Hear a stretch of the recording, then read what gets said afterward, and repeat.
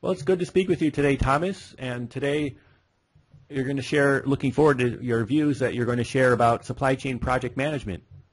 Before we start, can you give a brief background of yourself? Of course. Hey, Dustin. A pleasure to talk to you today as well. I'm Polish. I come from electronic industry. I used to work for Unilever, Flextronics, a couple of other companies that are doing EMS and OEM manufacturing. So I've gone through around 10 years of procurement, supply chain, and project management. Together with China, 6 years experience, I have 12 years of experience within, again, sales and marketing, purchasing, supply chain, and project management. So that's pretty wide range of responsibilities that I went through during my professional career. And can you do you have a definition, or can you talk about specifically what is supply chain project management? Well, before I start that, maybe let's stop for a moment on project management, because in reality, I believe that project management has got project management applies to almost every sphere of everybody's professional and private lives. Speaking of professional lives, here project management. So basically, here supply chain. So project management is the application of knowledge, tools, methodologies that one uses to achieve certain objectives that should be quantifiable. But to be able to achieve them, we have to first ask ourselves whether we know how to define them, and whether we know what these goals are, and whether the team and resources that we are using, whether they're aware of all of them, and whether they will be able to communicate about the progress to achieve a certain goal properly. So concerning supply chain, I believe that main function of supply chain is to make sure that your organization is able to react properly to the world requirements, and that is change, flexibility. Charles Darwin once said that it's not actually the strongest species that survives, neither the strongest nor the most intelligent, but actually the most responsive to change. And here is where I believe project management steps into supply chain. So the application of project management to supply chain allows supply chain to realize how properly react to the change, how implement the change, how plan the risks that are touching this change, because we all know that every change is a risk. So I believe that this is the definition of supply chain project management, the application of project management into methodologies, into the world that is supposed to be managed by supply chain managers. And why is it important? Well, as I already mentioned, following Charles Darwin's thoughts, to be able to adapt to changes, one has to realize that we are that adapting to those changes is one's survival, right? And to be able to do this, to be able to adapt to these changes, I believe that supply chain has to realize what the drivers of supply chain are. And here's where the logic of project management comes in. Asking the proper questions. Do we know what these drivers are? Do we know how to define them? Do we know how to control them, how to execute them, how to plan them? How to plan for the risks that come out from those supply chain drivers. So that logic about thinking, reasoning, and objectives directly reflects the nature of project management. Now I mentioned the drivers. Those drivers are, for example, the extended products, so necessity for value adding, globalization, flexibility, process-centered management, collaboration, and also something which in project management supply chain methodologies is called PESTEL or PESTEL, PESTEL, and it stands for political, economic, social, technological, environmental, and legislative reasoning. So why it is important? Because without those drivers, without proper definition, without proper execution and understanding of those drivers, I believe that organizations that base their survival on supply chain will not be able to. Let me give you a very explicit example about globalization. So there's a American journalist. I'm not sure whether you know him, Bill Moyers, I think. Moyers. Have you ever heard of him? I've heard the name, but I am not too familiar with him. Yeah. So basically, he had profiled a village of 100 people that mirrored the global community. And basically from his research, he summarized it as 57 people would be from Asia, 21 from Europe, 14 from the Western Hemisphere, which is basically U.S. and North America and South America, and 8 people from Africa. 30 people out of this 100 will be Christians. 80 they will be their life will be substandard. They will live in substandard houses. 50 will suffer from malnutrition. 20 have never had a drink of clean water. 70 can't read. 65 have never made a phone call, and so on and so forth. Right? So without proper definition, who are we targeting? In which kind of world are we focusing on our efforts on? What kind of goals does supply chain have to meet?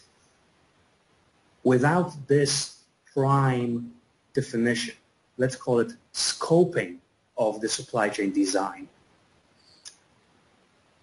or any organization, every organization will fail.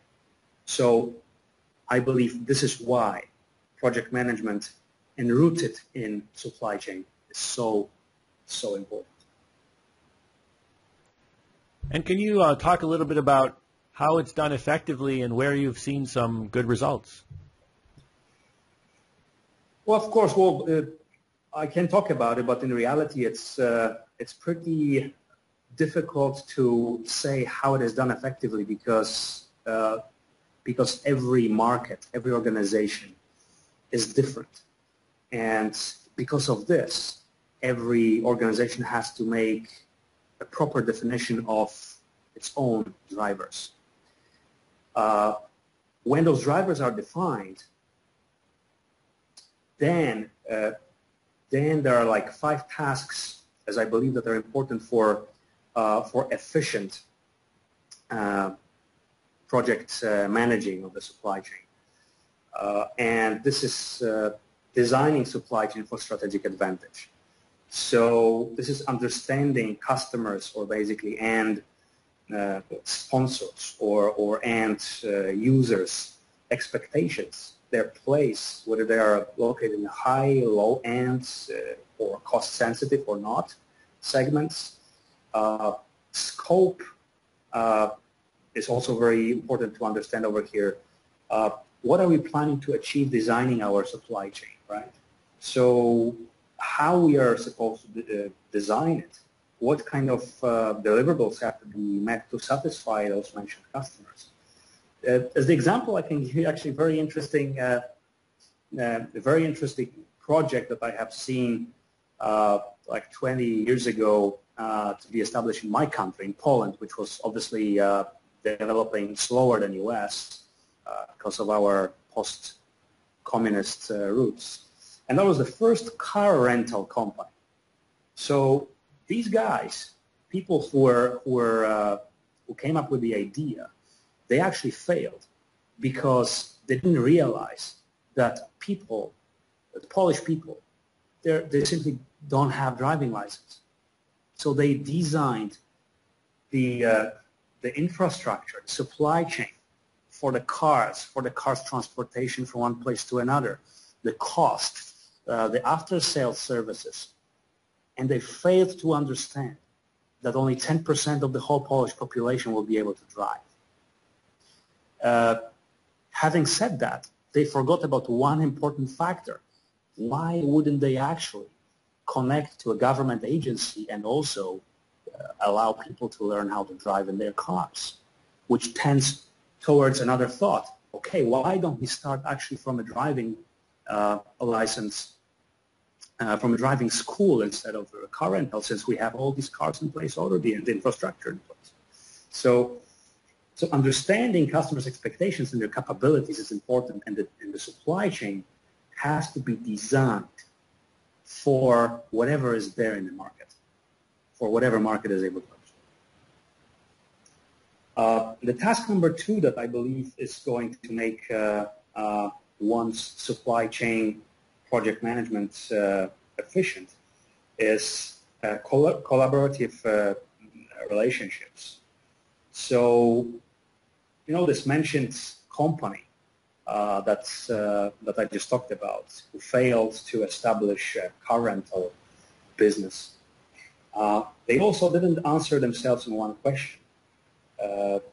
The second question, whether they actually want to be oriented on customer, on product, on process, or on their own organization.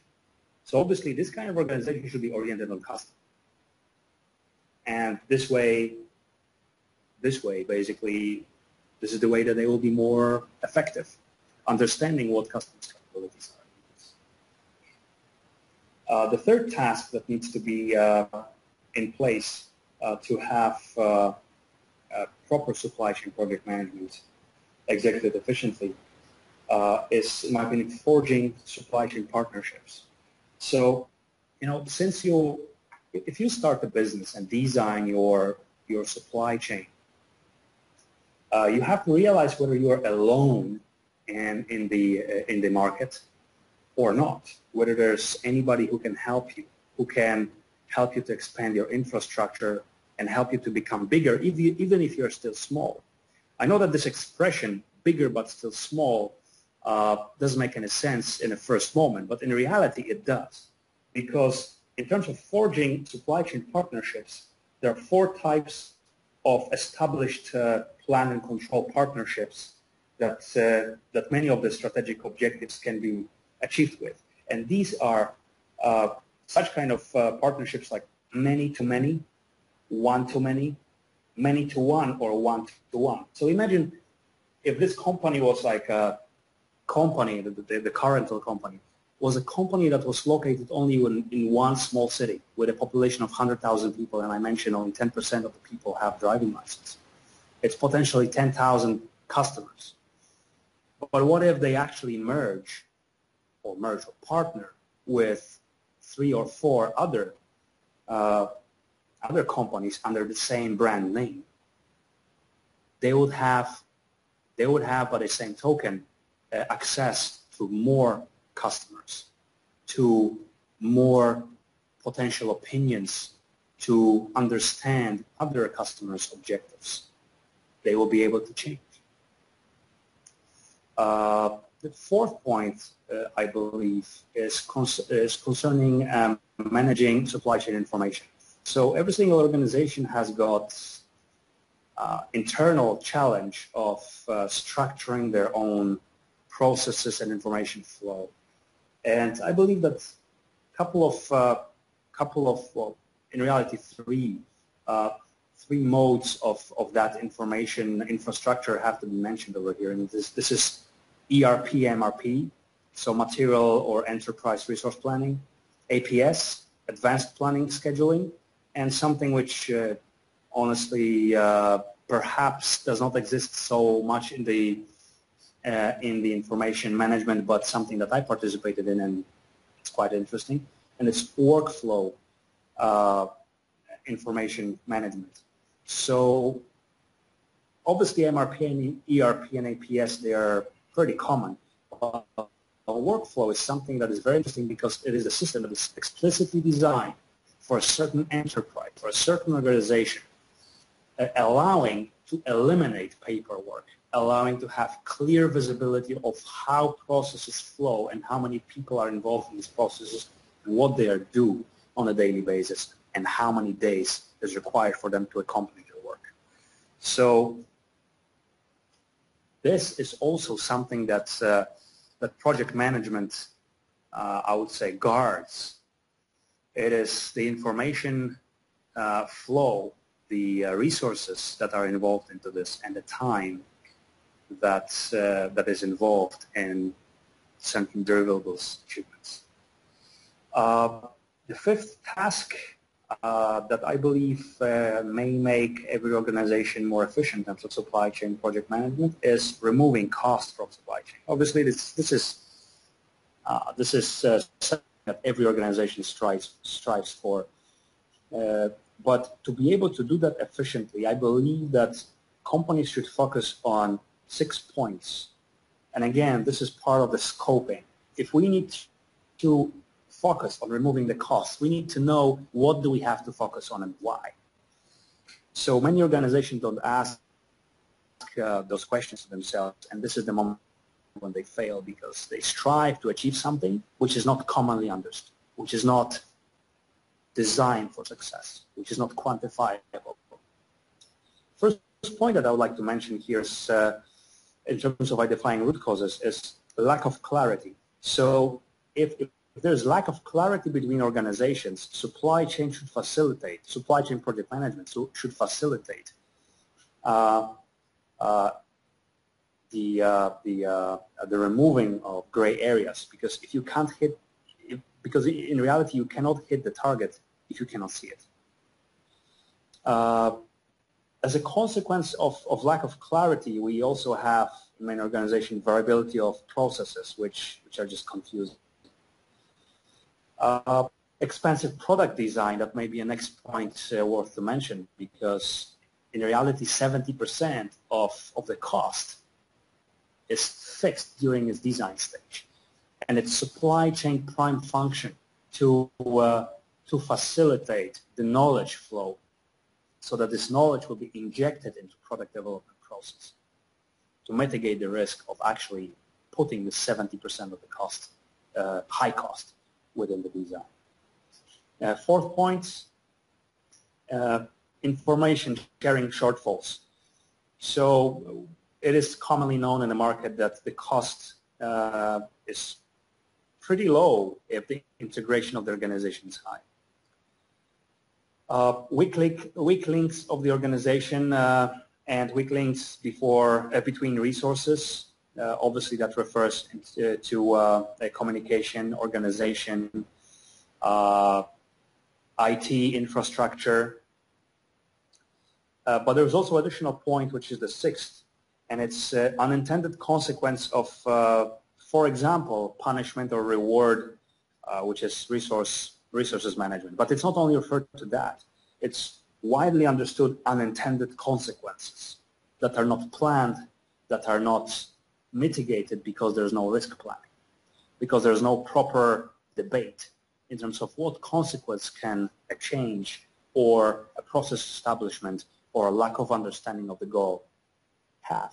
So I believe that these 4 tasks that I just mentioned, they directly refer to an organization efficiency in terms of supply chain project management.